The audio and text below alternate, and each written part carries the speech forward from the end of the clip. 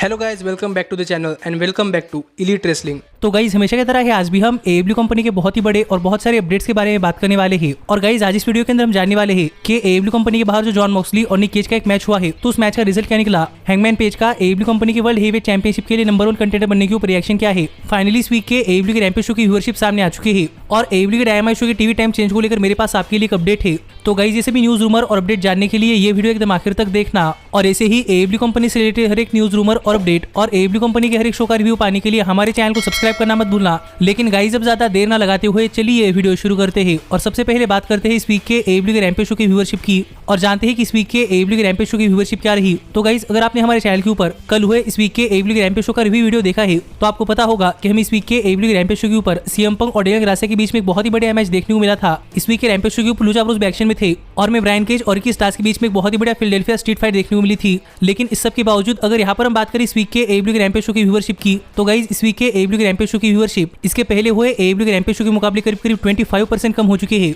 और जहां पर इसके पहले हुए रैम्पेज शो को व्यूअरशिप मिली थी 622 के व्यूअर्स, तो यहीं पर इस वीक के AEW के रैम्पेज शो को व्यूअरशिप मिली है 466 के व्यूअर्स, जो देखा जाए तो बहुत ही कम है। और गाइज इस वीक के AEW के रैम्पेज शो की व्यूअरशिप आधे मिलियन से भी कम हो चुकी है, जो देखा जाए तो AEW कंपनी के लिए काफी बुरी बात है क्योंकि ये प्रोबेबली AEW के रैम्पेज शो के आज तक की सबसे लोएस्ट व्यूअरशिप है। और AEW के रैम्पेज शो की व्यूअरशिप इतनी कम होना ये AEW कंपनी के लिए चिंता करने की बात है क्योंकि इस वीक के रैम्पेज शो के ऊपर CM पंक भी थे, लूचा ब्रोस का एक बहुत ही बढ़िया मैच था और एक फिलाडेल्फिया स्ट्रीट फाइट भी थी। लेकिन इस सब के बावजूद इस वीक के रैम्पेज शो की व्यूअरशिप काफी कम हो चुकी है। और जहां तक बात है 18 to 49 एज डेमोग्राफिक की तो गाइज इस वीक 18 to 49 एज डेमोग्राफिक के अंदर इस वीक के रैम्पेज शो की व्यूअरशिप इसके पहले हुए रैम्पेज शो के मुकाबले करीब 41% कम हो चुकी है। और जहां पर इसके पहले हुए AEW के रैम्पेज शो को 18 to 49 एज डेमोग्राफिक के अंदर व्यूअरशिप मिली थी 330 के व्यूअर्स, तो इस वीक AEW के रैम्पेज शो को 18 to 49 एज डेमोग्राफिक के अंदर व्यूअरशिप मिली है 196 के व्यूअर्स, जो देखा जाए तो फिर एक बार 18 to 49 एज डेमोग्राफिक के अंदर भी काफी कम है। और पता नहीं इस वीक के AEW के रैम्पेज शो की व्यूअरशिप इतनी कम कैसे हो गई। लेकिन गाइज मैं आपको बताना चाहूंगा कि इस वीक के रैम्पेज शो के लिए फाइनल व्यूअरशिप नहीं है, ये सिर्फ इनिशियल व्यूअरशिप है और भी रियल व्यूअरशिप आने के लिए टाइम है। इसीलिए गाइज हम कुछ कह नहीं सकते कि ये AEW के रैम्पेज शो की व्यूअरशिप एकदम एक्यूरेट है या नहीं, पर हमने बहुत बार देखा है कि इनिशियल रिपोर्ट की व्यूअरशिप और फाइनल रिपोर्ट की व्यूअरशिप सेम ही होती है।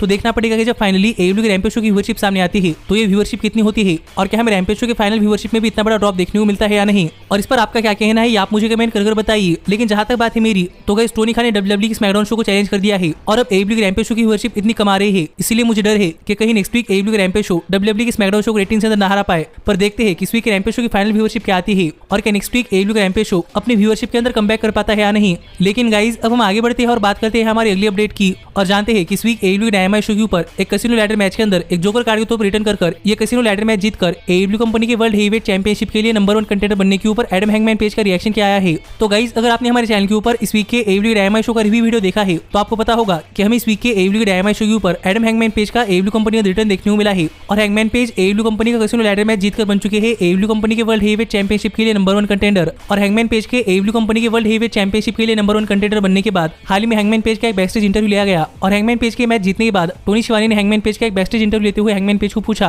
कि AEW कंपनी के अंदर रिटर्न कर AEW कंपनी के वर्ल्ड हेवीवेट चैंपियनशिप के लिए नंबर 1 कंटेंडर बनने के ऊपर हैंगमैन पेज का क्या कहना है। और अभी केनी ओमेगा AEW कंपनी के वर्ल्ड हेवीवेट चैंपियन है, तो हैंगमैन पेज AEW कंपनी के वर्ल्ड हेवीवेट चैंपियनशिप के लिए अपनी अपॉर्चुनिटी कब कैश इन करने वाले हैं। और यहाँ पर इस सवाल का जवाब देते हुए हैंगमैन पेज ने कहा कि दोबारा से AEW कंपनी के अंदर आकर काफी अच्छा लग रहा है और शायद हैंगमैन पेज को लगता है कि हैंगमैन पेज को टोनी शिवानी को नहीं बताया, पर फाइनली हैंगमैन पेज फादर हो चुके हैं। जो बातें कहकर हैंगमैन पेज ने टोनी शिवानी को अपने बेटी की फोटो दिखाई और यहाँ पर आगे बात करते हुए हैंगमैन पेज ने कहा कि अभी AEW कंपनी अंदर रिटर्न कर हैंगमैन पेज अपना पहले ही मैच जीत चुके हैं, इसलिए हैंगमैन पेज अपनी जीत सेलिब्रेट करना चाहते हैं। और हैंगमैन पेज की इन बातों से तो आप समझ सकते हैं कि यहाँ पर हैंगमैन पेज फिर एक बार केनी ओमेगा को इग्नोर कर रहे थे, पर टोनी शिवानी ने भी इस सवाल से मूव ऑन होकर हैंगमैन पेज से सवाल पूछा कि हैंगमैन पेज अपनी जीत किसके साथ सेलिब्रेट करने वाले हैं, क्योंकि अब हैंगमैन पेज डार्क ऑर्डर के साथ नहीं है। और यहाँ पर इस सवाल का जवाब देते हुए हैंगमैन पेज ने कहा कि हैंगमैन पेज किसी और के साथ अपनी जीत सेलिब्रेट करने वाले हैं। और ये बातें कहकर हैंगमैन पेज यहाँ से चले गए, जिससे कि हम समझ सकते हैं कि अब हैंगमैन पेज केनी ओमेगा और डार्क ऑर्डर से दूर दूर भाग रहे हैं, क्योंकि हैंगमैन पेज को लग रहा है कि हैंगमैन पेज केनी ओमेगा को नहीं हरा सकते और पेज डार्क ऑर्डर के फ्रेंड बनने के लायक नहीं है। जो बातें हैंगमैन पेज को अपने दिल के अंदर महसूस हो रही है, इसलिए हैंगमैन पेज केनी ओमेगा और डार्क ऑर्डर के बारे में बात नहीं कर रहे हैं। जो देखा जाए तो हैंगमैन पेज के लिए बहुत ही बढ़िया स्टोरी लाइन है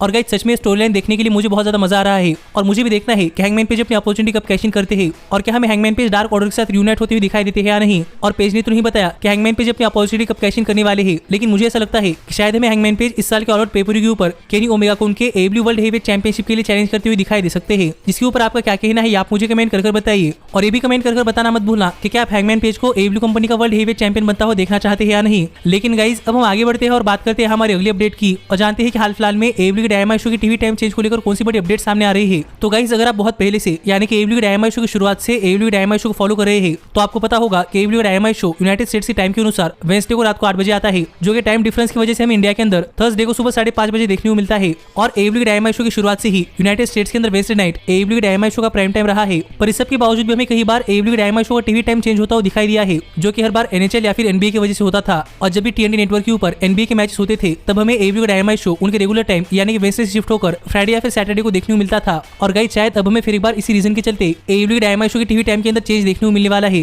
क्योंकि हाल ही में AEW कंपनी ने अनाउंस किया कि नेक्स्ट वीक यानी कि अब आने वाला डायनामाइट शो AEW के रेगुलर डायनामाइट शो के टाइम के ऊपर नहीं, यानी कि यूनाइटेड स्टेट्स के अंदर वेंसडे के ऊपर नहीं बल्कि सैटरडे के ऊपर होने वाला है। यानी कि गाइस आने वाला डायनामाइट शो हमें इंडिया के टाइम के अनुसार थर्सडे को नहीं बल्कि संडे को देखने को मिलने वाला है। जिसके पीछे का रीजन क्या है ये तो AEW कंपनी ने नहीं बताया, लेकिन गाइस AEW ने अनाउंस कर दिया है कि आने वाले एक AEW डायनामाइट शो का टीवी टाइम चेंज हो चुका है और हमें आने वाला डायनामाइट शो यूनाइटेड स्टेट्स के टाइम के अनुसार वेंसडे के ऊपर नहीं बल्कि सैटरडे के ऊपर होने वाला है। यानी कि इंडिया के टाइम के अनुसार थर्सडे के ऊपर नहीं बल्कि संडे के ऊपर, जो प्रोबेबली वन टाइम चेंज है। और शायद नेक्स्ट वीक के बाद हमें फिर एक बार AEW डायनामाइट शो उनके रेगुलर टाइम यानी कि वेंसडे नाइट के ऊपर लौटता हुआ दिखाई दे सकता है। पर नेक्स्ट वीक के लिए AEW डायनामाइट शो के टीवी टाइम के अंदर एक चेंज है, जिसके ऊपर आपका क्या कहना है आप मुझे कमेंट कर बताइए। लेकिन गाइस जहां तक बात है मेरी, तो मैं तो इस चेंज से काफी ज्यादा डिसअपॉइंटेड हूं, क्योंकि गाइस मैंने देखा है कि जब भी AEW डायनामाइट शो का टीवी टाइम चेंज होता है तो AEW कंपनी को उनकी व्यूअरशिप के अंदर काफी बड़ा नुकसान होता है और AEW की शोज की व्यूअरशिप काफी कम आती है। और मुझे ऐसा लगता है कि शायद हमें फिर एक बार इस वीक के डायनामाइट शो की व्यूअरशिप काफी कम होती हुई दिखाई दे सकती है, जो ना हो इसके लिए मैं होप कर रहा हूं। लेकिन देखते हैं कि आने वाले डायनामाइट शो की व्यूअरशिप क्या आती है। पर हाँ, शायद ये AEW के डायनामाइट शो के टीवी टाइम चेंज के अंदर एक आखिरी चेंज हो सकता है, क्योंकि TNT नेटवर्क के ऊपर बार-बार स्पोर्ट्स की वजह से AEW को अपने डायनामाइट शो का टीवी टाइम चेंज ना करना पड़े, इसलिए नेक्स्ट ईयर से AEW dynamite show TNT network से मूव होकर TBS नेटवर्क के ऊपर जाने वाला है, जिसके चलते शायद ही हमें नेक्स्ट ईयर से AEW डायनामाइट शो की टीवी टाइम के अंदर चेंज देखने को मिलेगा, जो एक काफी अच्छी बात है। और इसके ऊपर आपका क्या कहना है आप मुझे कमेंट कर बताइए। लेकिन गाइस अब हम आगे बढ़ते हैं और बात करते हैं हमारी सबसे बड़ी अपडेट की,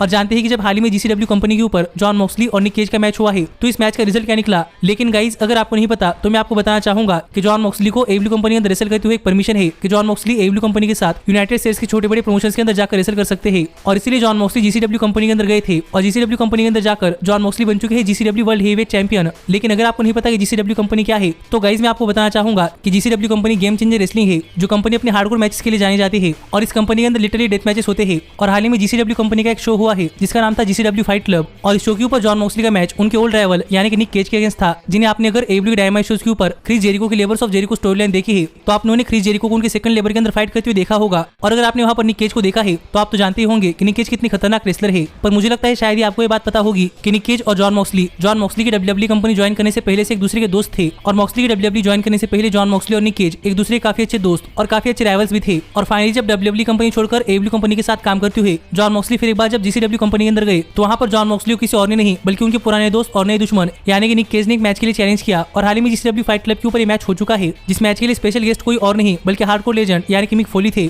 पर जहां तक बात है इस मैच की, तो गाइस ये मैच एक बहुत ही खतरनाक और बहुत ही ब्रूटल मैच था। और ये डेथ मैच इतना ब्रूटल है कि मैं आपको इस मैच के कुछ वीडियोस या फिर फोटोज भी नहीं दिखा सकता, क्योंकि अगर मैं ऐसा करता हूं तो प्रोबेबली ये वीडियो एक एज रिस्ट्रिक्टेड वीडियो हो जाएगी। पर गाइस मैं आपको बता सकता हूं कि ये मैच एक काफी खतरनाक मैच था, और इस मैच के अंदर हर एक चीज का इस्तेमाल हुआ है, जैसे कि pizza cutter, staple gun, tube lights और कांच। और जितना ब्रूटल मैच निक केज और क्रिस जेरिको का था, उससे कहीं ज्यादा ब्रूटल ये मैच था। और ये मैच देखते समय मुझे ऐसा लग रहा था कि मैं फाइनली ओरिजिनल जॉन मॉक्सली को देख रहा हूं, क्योंकि इस मैच के अंदर जॉन मॉक्सली की परफॉर्मेंस वैसी ही थी जैसे कि John Moxley WWE company join करने से पहले देते थे। पर एक काफी खतरनाक मैच के बाद अगर यहाँ पर हम बात करें इस मैच के विनर की, तो गाइस फाइनली इस मैच के आखिर में जॉन मॉक्सली ने निक केज को हरा दिया है, और जॉन मॉक्सली स्टिल है GCW वर्ल्ड हेवीवेट चैंपियन। लेकिन गाइस ये मैच बहुत ही खतरनाक और बहुत ही हार्डकोर था, और मुझे तो लगता है कि जॉन मॉक्सली इस मैच के बाद शायद हम एक हफ्ते तक किसी और जगह पर रेसल करते हुए नहीं दिखाई देने वाले। और मैं ये भी होप कर रहा हूँ कि जॉन मॉक्सली इस मैच के अंदर इंजर्ड ना हुए हो। पर अब देखना पड़ेगा कि क्या इतने खतरनाक मैच के बाद हमें जॉन मॉक्सली इस वीक के डायनामाइट शो पर आते हुए दिखाई देते हैं या नहीं। लेकिन गाइस मॉक्सली की इतने खतरनाक मैच के ऊपर आपका क्या कहना है आप मुझे कमेंट कर बताइए। पर ऐसे ही AEW कंपनी से रिलेटेड हर एक न्यूज, रूमर और अपडेट और AEW कंपनी के हर एक शो का रिव्यू पाने के लिए हमारे चैनल को सब्सक्राइब करना मत भूलना। लेकिन गाइस अब मैं मिलता हूँ आपसे अगली वीडियो के अंदर, पर तब तक stay healthy, stay happy and keep watching elite wrestling.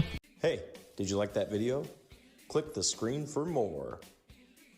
And where do you think you're going? Check out our official merchandise page and to support the entire cast. And thanks so much for being the elite. The elite, the elite. What, Nick, you're not going to sing it all with me this time?